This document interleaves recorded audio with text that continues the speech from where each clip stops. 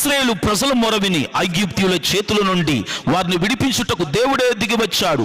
18 సంవత్సరాల నుండి సాతాను బంధించినందున నడుము వంగిపోయి ఎంత మాత్రము చక్కగా నిలవబడలేని స్థితిలో ఉన్న ఆమెను సాతాను కట్ల నుండి ఆయనే విడిపించెను.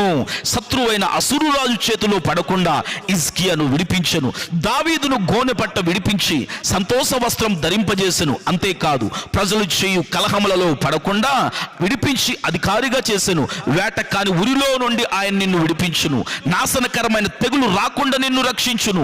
నీవు ఆయనకు కష్టకాలమందు మొరపెడితే ఆపదలో నుండి నిన్ను విడిపించును. నీ భారం ఆయన మీద మోపు, ఆయన నిన్ను విడిపిస్తాడు. ప్రియులారా, నీ శ్రమ నుండి, నీ శత్రువు నుండి, ప్రతి సమస్య నుండి, నీ పాపం నుండి విడిపించువాడు ఆయనే.